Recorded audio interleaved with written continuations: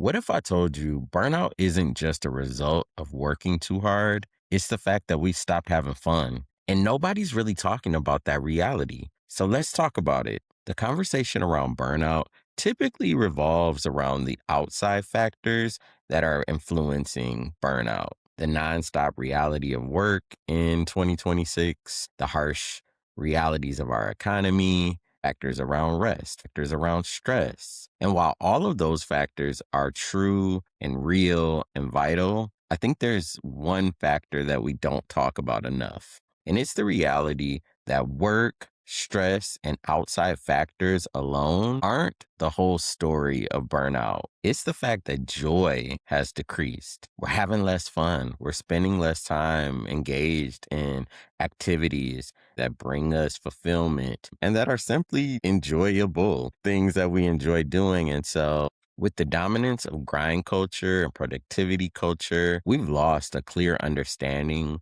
of not only how to have fun, but what fun even is anymore. In a world where our hobbies become content and everything is about monetization and views and likes, fun has honestly become a bit performative, and we've lost the codes on how to actually engage with fun and how it is one of our most tangible tools to fight against burnout. I think specifically with millennials and Gen Z, or Mil Z as I love to refer to this cohort, we inherited burnout culture, the grind of working all the time, the incessant emails, the nonstop, always on 24/7 kind of culture around work. It's led us to be the direct recipients of a culture that is always ushering you into the potential of burnout. Net net, we inherited a system that's deprioritized joy and fun for productivity, and we're suffering because of it. And the harsh reality of burnout can be found in the data, with a recent study conducted by AFLAC reporting that 66% of millennials are experiencing moderate to high levels of burnout, with Gen Z closely following behind at about 56%. Many are attributing this burnout to external factors such as economic uncertainty, geopolitical unrest, and the overwhelming struggles to balance work and family and just have a balance across the two. The push for identity to be one dimensional and all about what you do or what your profession is a lie. With this push, I feel many have lost their direct connection to creativity, to enjoyment, to curiosity, to imagination. And this is where we have a role in pushing back on those external factors around burnout. I want to talk about some of the ways that I'm navigating this in my own career and personal life, and how I'm prioritizing fun as a way to directly respond to this push for us all to be burnt out. And I want to share those codes with you. So let's dive in. Welcome to Make the Way, the culture podcast where we decode culture in real time. I am your cultural guide and guard, Mike Fair, and I want to welcome you into another episode of Make the Way. This week, we're talking about burnout, and we're talking about what I feel is one of the direct, kind of uncelebrated or unspoken ways to navigate burnout, ways to push back on burnout and really fuel yourself in a really dynamic way. And it's through the power of fun. On one of the recent episodes of Make the Way, we talked about imposter syndrome, and I touched on the topic of burnout, why it's such an issue, how I've had to push back on it multiple times in my career and navigate it. And I wanted to touch on the subject of burnout, not from I've got it all figured out and these are the 5 steps to navigating it, because I think burnout is such a multidimensional topic. It is such a challenging space to navigate. And I don't think that there is one simple answer or 5 easy steps to navigating burnout. I think with all that we're facing from an economic, from a social, geopolitical standpoint, there are many factors that are weighing people down and creating harsh realities to navigate being a human right now. But with that said, I think there's some ideology that we can hold that will help us navigate and prioritize ourselves, prioritize our own experience, and create some rhythms, create some systems that hopefully will safeguard us. I think it's important that we have a shared definition of burnout.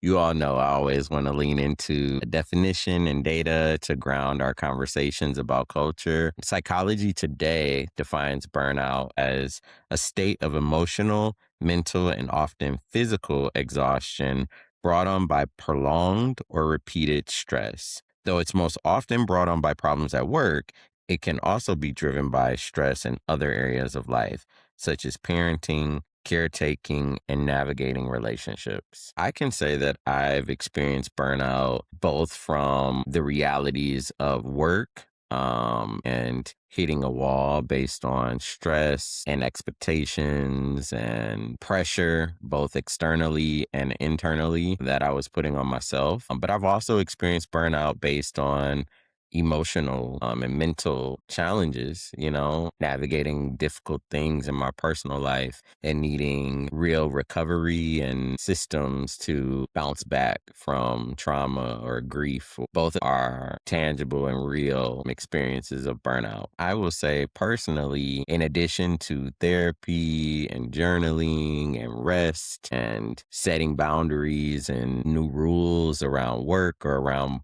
personal areas within my life, one of the keys to bouncing back from burnout and also safeguarding myself from burnout has been a prioritization of fun. This is something that I'm actively doing. I don't want to present this as I figured it all out and this is my expert advice.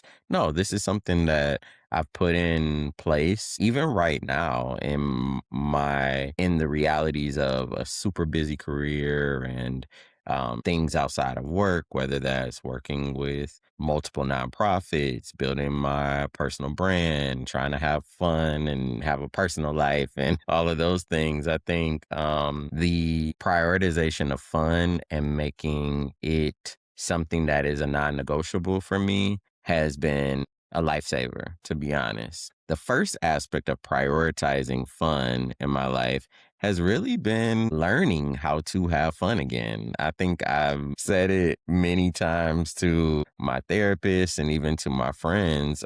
I kind of forgot how to have fun along the way. And I think with such a high focus on achievement and striving and climbing the ladder and making all the right choices and kind of doing the work of building this life that I want and that has the different elements and components that you want, you can forget how to have fun. And so I think there's something to be said about creating space to really explore and figure out, okay, what do I actually enjoy? And it's not about being the best at it. It's not about making money from it. It's not about sharing it with other people. It's not a part of the aesthetic or the branding of who I am. It's just something that I enjoy. It's something that's life-giving, that is fueling. And I think spending time thinking about what are those elements? What are those things that I enjoy purely because they offer me excitement, they offer me an opportunity to disconnect. It's important for the areas that you're trying to have fun or where you're rediscovering fun. Don't let them become about performance. Don't let it be about, oh, I got to get better and do this and that. Like I think sometimes it's easy for us to fall into the productivity with everything. And I've had to learn how to let something just be fun. I don't have to be the best at it for it to be worth my time. I don't have to have a bunch of incremental goals around it. It's just something I enjoy doing. And so for me, that's been falling back in love with the activity of reading and reading a variety of different mediums or content types. I'm always someone who wants to take in literature. And I think removing this kind of requirement that I had put in place along the way of like everything I'm reading is to be about personal development and application for my work and make me smarter and show up well. And it's a talking point in a meeting or in a presentation. No, some of the things that I'm reading are purely just for fun. And I don't need to talk to anybody about them. I don't need to tout them as something that showcases my intellect or anything like that. I'm reading it purely as an escape out of curiosity, and that's enough. You know, from novels to coffee table books to magazines, comic books, whatever that looks like, reading is a pure outlet for fun for me. And another one that I've been learning and discovering, is bowling. Like, I really love bowling, and I think I'm pretty bad at it. I have these rare moments of bowling decently, but I keep reminding myself that it's not necessarily about actively getting better. I think over time, spending time doing something, you're going to get better at it, right? You're going to learn the systems and the skills and develop technique and all that. But I remind myself every time I go, you're just here to have fun. You're just here to disconnect from the performance of everything else, and don't make it about being a championship bowler. You know, make it about, did I enjoy my Thursday night? You know, so those are ways that I'm trying new things and relearning just how to have fun in a tangible way. So don't be afraid to try something new. Don't be afraid of being bad at it, and give yourself grace. If you don't like something, if you try something, you don't like it, move on, right? But I think being open to new experiences, trying new things, re-engaging with things that you love, I think that's a great place to start as you develop this relationship with fun. I think the other piece that I've been actively doing, and probably doing this for some time now, is scheduling fun. And I think at the outset, that felt weird to me, or felt wrong. Like, no, fun is supposed to be spontaneous and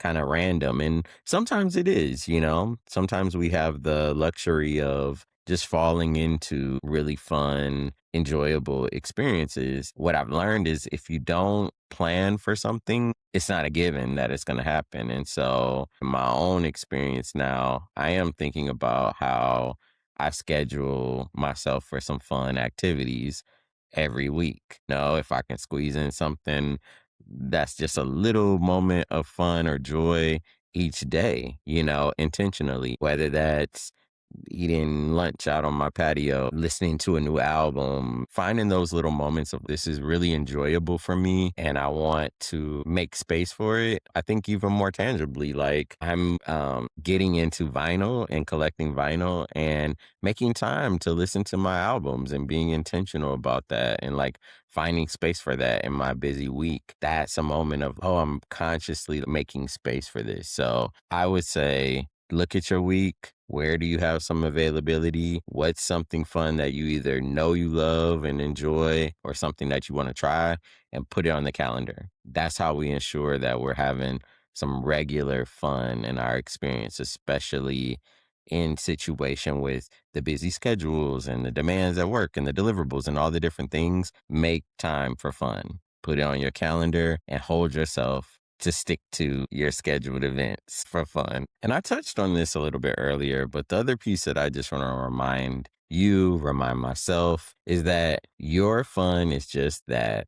It's yours. I think we live in a time where we feel like everything is for public consumption. Everything is about the Instagram dump or the reel of the activity and sharing it in some tangible form. Sometimes that extracts the fun out when we're so consumed with packaging something or how it's going to be shared, or in the event you share it and it doesn't get the response that you want. That can take the fun out of something. Now you've ushered other people into the perception of what this is for you, and it's truly for you. So if fun for you is something that potentially the other people around you or the people in your sphere aren't engaged with, sometimes it's okay to not share in explicit detail. And that doesn't mean you're hiding it, But I think sometimes we're so in this pursuit of everything is for public consumption, everything is an element of my feed or something that must be shared. And I think sometimes that can diminish the fun. I would encourage you to be thoughtful about the intention around sharing your fun. I think there's nothing wrong with capturing content, sharing things, allowing people to see aspects of your life that you value. But I also think there's something to be said about having something for yourself, and not everything has to or needs to be shared. So take that as you will. That's my own 2 cents. But I hope that you, one, are holding space, creating space for fun in your life, especially as it relates to either recovering from burnout or working to safeguard yourself from burnout. I really encourage you to prioritize fun, relearn fun if you need to, try new things, create space for fun by scheduling it. And ultimately, don't feel the requirement to have to share your fun as an element of your aesthetic or your brand or your identity. It can just be for you. I hope that these reminders are helpful. These are things I'm actively making the way with in my own life, trying to prioritize fun as a means to just get the most out of my experience and not let work, stress, work life balance, all of that, not let that keep me from the experiences that I know are going to give me joy, that I know are going to fill my cup and help me be great in all the other areas of my life. So I want to encourage you to subscribe to Make the Way. Appreciate all of the recent subscribers. I'm super excited for the community that we're building, dissecting culture, building brand strategy together, and really just learning and growing together as a community. So hit that subscribe button, like, comment, share this content with someone that you feel like it could benefit. And let me know how you're prioritizing fun this week. I want to hear one simple way that you are engaging with fun or scheduling fun, and let me know what it is. I want to know how you all are having some fun out there. So drop that in the comments, and I really appreciate you checking out Make the Way this week. And I'm looking forward to connecting with you on the next episode. Peace, y'all.